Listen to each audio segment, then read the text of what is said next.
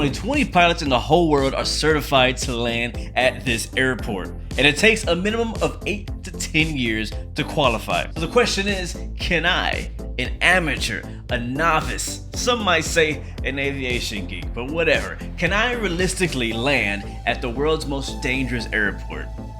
Well, I'm gonna try.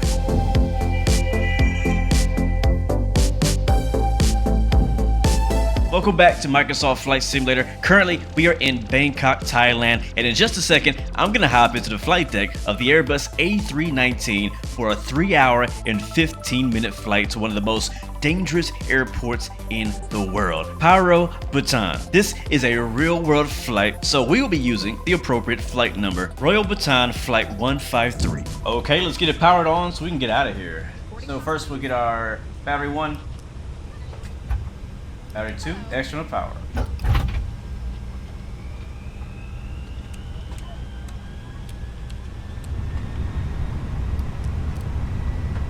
Alright, she's powering up.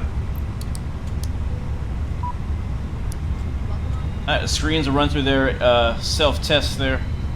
And then we'll be ready to go ahead and put our flight plan there and everything and get ready for departure.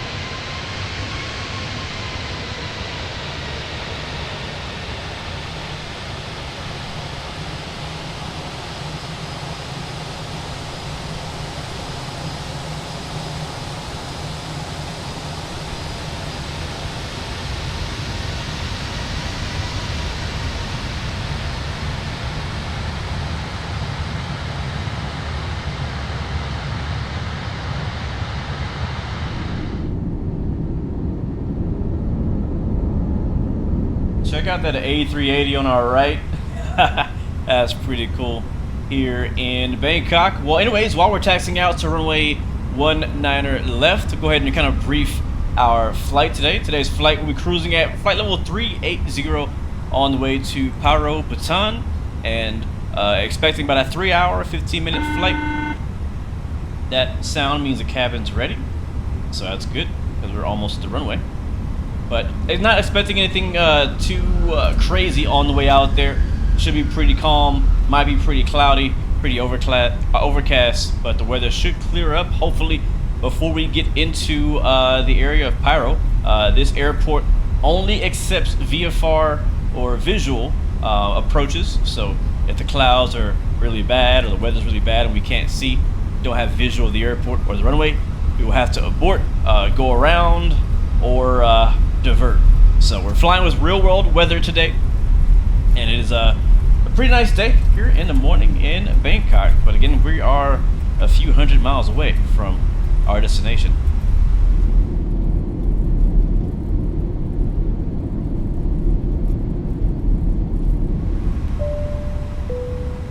Flight attendants, seats for takeoff.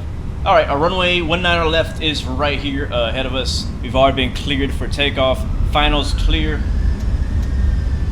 Runway is clear. A bit of a crosswind on departure here. Takeoff config is all green, all okay.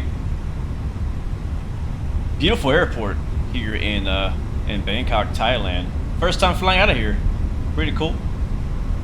Alright, there it is, confirmed. 19 left there on the runway. A380 is behind us. And lined up. We'll hold the brakes for just a second. And we're taking off flex today. Advance the throttle to flex. Brakes released. Let's go.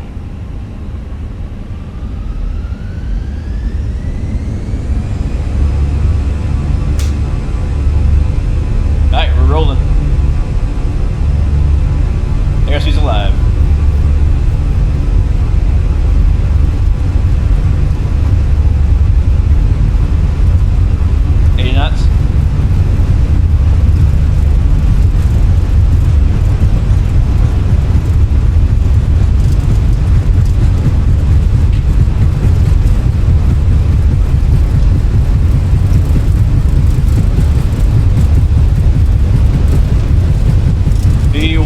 rotate.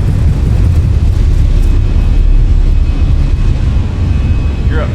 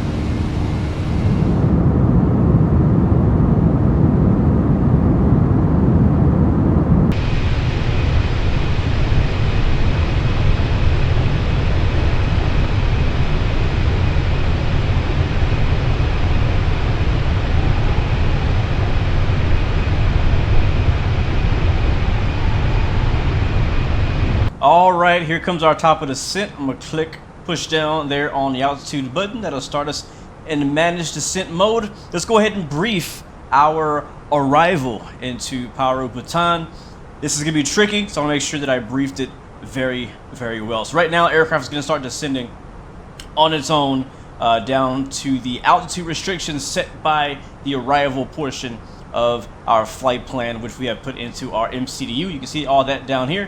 It's a bit of a cluster. We're going to explain exactly what that is here in just a second. First, the weather, and it's showing the barometric pressure, or in hectopascals, is 1005. We'll drop that in our QNH right there. The local temperature right now is 27 degrees Celsius. And the winds are showing to be variable at 2 knots. We'll just put 0/2 and drop it in there like that. And our decision height will be 10,700. Now, keep this in mind that our airport elevation is 7,000-ish feet over in Paro. Very highly elevated airport. Let's go ahead and take a look at our charts. All right, things are about to get busy very soon, but first let's take a look at the map really quickly as we're making our descent. As you know, we took off out of Bangkok there, and now almost 3 hours later, we are now descending into our final destination of Paro. Here is the actual arrival and approach chart, the RNAV X-ray for runway 33. I'll show you why we're doing that here in a second. But we're going to be making a left turn here shortly at GTSHO. We need to be there at 17,500 feet and a max of 230 knots. These altitudes, these speeds are very important for a successful approach here in Paro. Don't want to play no games. So to overfly the airport here, maintain that altitude, and then going into a left-hand turn at 185 knots until we reach PR 730, no lower than 13,800 right here. Continuing that left turn until we get to, looks like PR 722, where we're going to be at 12,600. We'll continue that turn at max 145 knots right here at PR 712. Continue. Now, this is all going down below the mountains. We're going to be below the peaks, most likely get terrain warnings. So we're going to be in the valleys, following this river, and we're going to snake our way through here through PR 710 and 708. And now here's where it ends, but that's not where it ends for us. We're actually going to continue going past the airport again. We're going to fly up to this part around PR 810, PR 812, and make a fairly sharp right-hand U-turn, a descending U-turn to bring us right back down in to land on the runway 15 side of the airport. We have us landing south. So I know it doesn't show that on the chart, which is the most confusing thing about this. Is this RNAV kind of arrival only shows how to get, kind of to the airport and around it. You have to land it visually. If the weather is bad, if the cloud cover is bad, if visibility is bad, you will have to go around and try it again when the weather clears up. So hopefully that makes sense. That is a plan, what we're doing right now. A lot of turning, a lot going on. You see we're making that last turn. Let's hop back into the cockpit and make sure that we're not behind the aircraft. Okay, so we're looking good so far. We just passed over GTSHO. We are a little above 17,000 feet, but again, those altitudes are more of like minimum altitudes. We want to be above that, right? So we're coming up to 15,005. Speed is looking good though at 230 knots. So far, so good. You can see there's mountains surrounding all around us. I do have my chart here as well to kind of help guide us through the approach. Keep our eyes on that, but this is gonna get intense. This is where it gets crazy. We'll fly around here. Oh, look at all that. Look at all that. So I'm gonna do my best to maintain the correct altitude, speeds, and all that, and try to do my best to stay ahead of the aircraft. If I click on the terrain radar here, that should scan, and we can see all the terrain around us, which is currently showing green because we're above most of the peaks around us. But pretty soon we will be right in it, and also pretty soon we'll see the airport right underneath us in about 10 miles.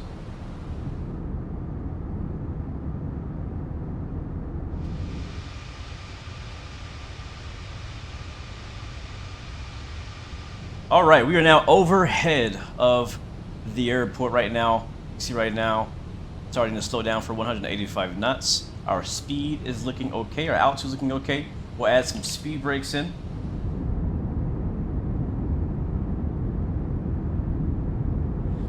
Still coming around that first arcing turn, and our next altitude is 13,800. We're about 1,000 feet above that. And so far, the aircraft is still sort of descending on its own. I'm very carefully watching it. All right, and here comes flaps 2. And we'll stay with flaps 2 for the majority of this approach.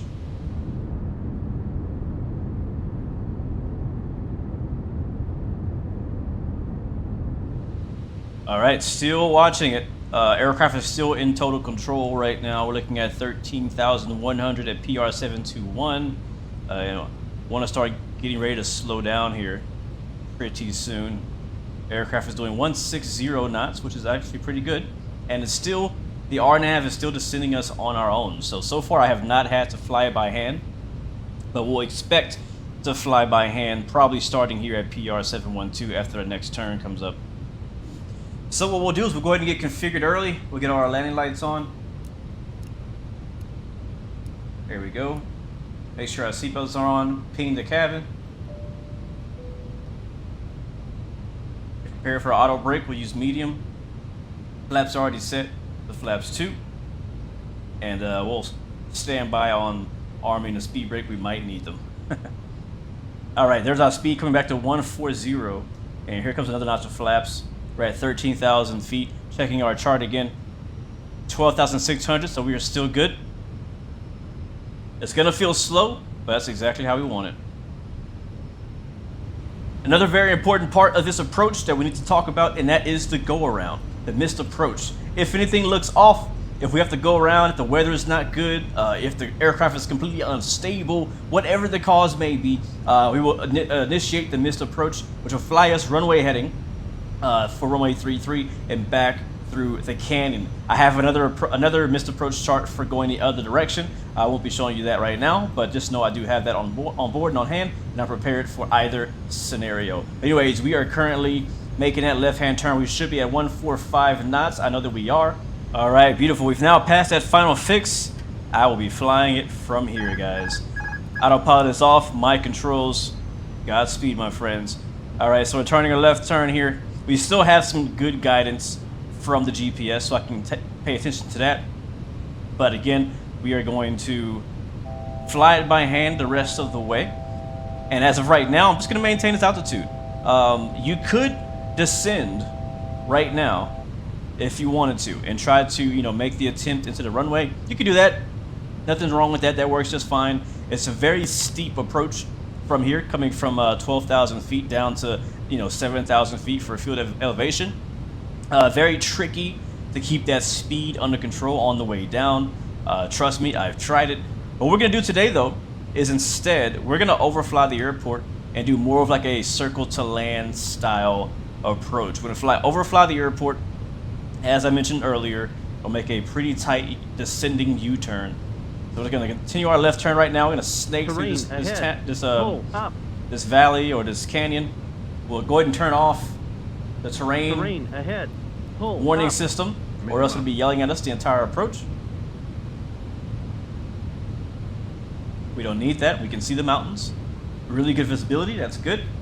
There was rain on the radar earlier that I saw, and it seems like it's cleared out. Nice and clear day today. Perfect day to land in Paro. Again, we're flying real weather.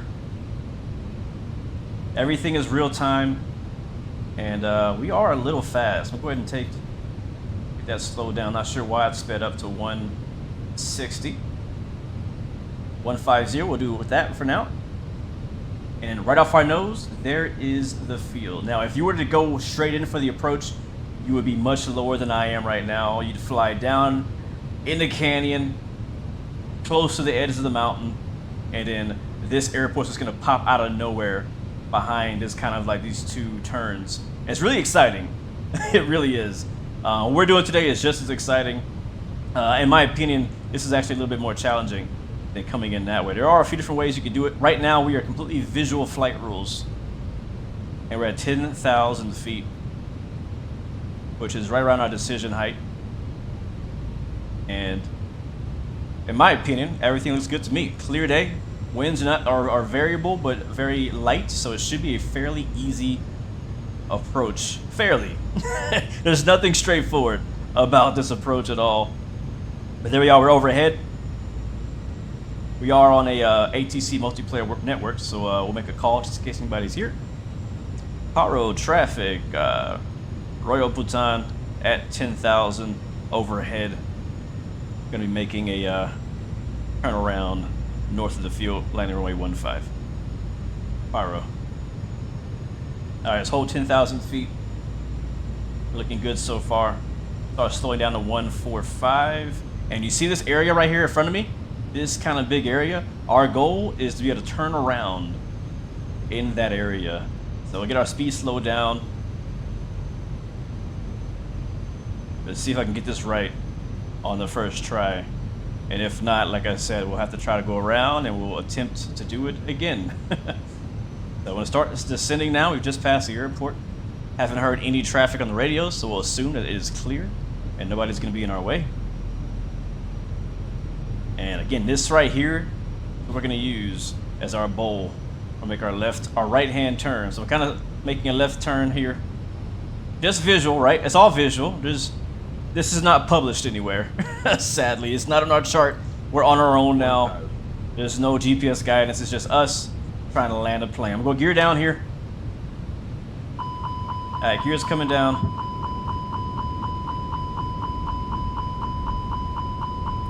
Clear the master caution. Uh-oh. Is there something wrong with my gear? No, we're good. All right, nothing wrong with the gear. Just gonna give ourselves a little bit more space here.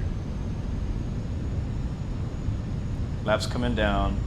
Might turn around 135. Our approach speed is 127. Let's keep that in mind as well.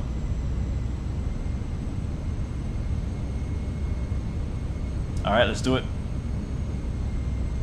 Be a very tight turn, guys. Here we go. 30 degrees on the turn. Max bank. There it is, just 30 right there. All right, keep that nose down, though. We want to be descending in this turn fairly aggressively. Flaps are fully extended. Gear is down. Again, airport elevation, 7,000 feet. Watch our speed. Watch our speed. Where speed is climbing, we do not want to climb up on our speed. Plenty of room to make this turn, so we do not have to rush it. We're going to lose sight of the runway here, but we know where it's at. We got situational awareness right now. Let's not panic. Let's keep our speed under control. All right, looking better. Speed's coming back. There is our visual reference point, that little museum right there. Want to stay nice and wide here to the left. Looking good. 8,000 feet. 135 knots. Very low, but we're okay. Looking good. Now, that was the hard part. The next challenging part is that this is going to spit us out on the runway, or at the runway, at a very awkward angle, and we have to roll out. So here we go. Following the river back in. There's our point of interest. To keep our nose on this museum here. Set my speed for our approach speed there. Gear is down, indicating. Flaps are down. There's our runway. We have eyes. And I'm gonna come down. Here we go. Here we go. 500 feet above the city down here.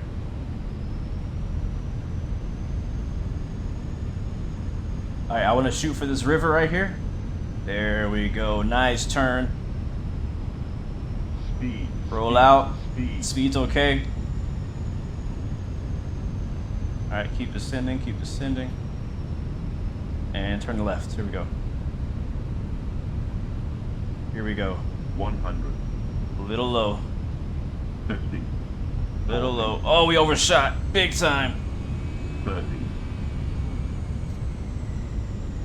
Woo! 20. Retard. Oh! Side. And we're down. And it's a good thing we went down because guess what? As you saw on screen, for whatever reason, the weather changed. The weather changed, and we would definitely will not be getting back in here with real-time weather anytime soon. This weather right here would be like we'd be circling in the sky forever. So we got here just in time. It was not pretty. It was not pretty. We definitely overshot the center line there.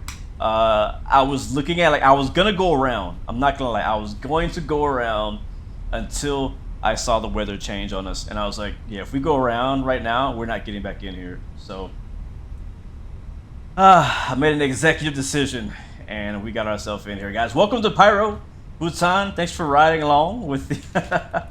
Oh my God, that was so much fun, though. Man, I really want to go around. I'm not gonna lie, I really wanted to go around and try it again. But when that weather came through, it was gonna be impossible to get back in here. There's zero visibility. And with visibility this low, we would not be allowed to fly back in. But anyways, we made it. We did it. It could have been much worse. I would love to see how you guys do. If you have Microsoft Flight Sim or X-Plane or any flight sim, would love to know how you've done. And I'm sure you want to try it out yourself, see how well you do. I definitely recommend flying something like an A319 or even a 737-700 or an ATR, something, a jet, but a small jet. But a lot of fun. One of the most dangerous airports in the world, but also probably the most satisfying airport to land in an airliner. But anyways, we're gonna taxi back to gate.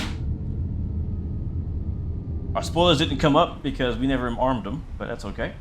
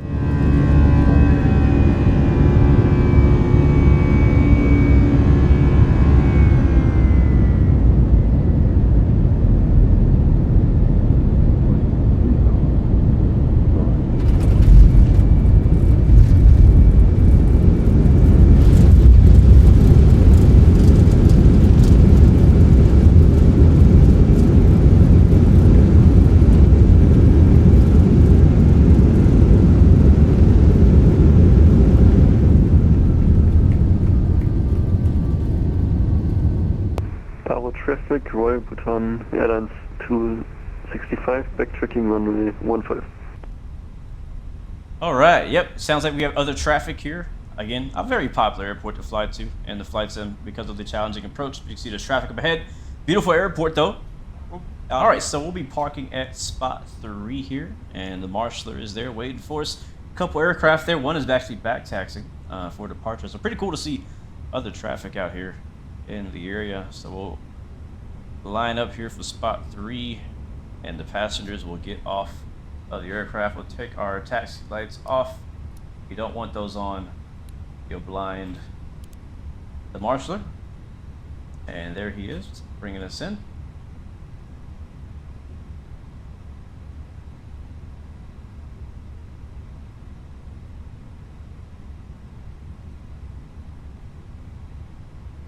And there it is, X marks the spot, and he's cleared us to cut our engines. We first need to start our APU, so I'll set my brake.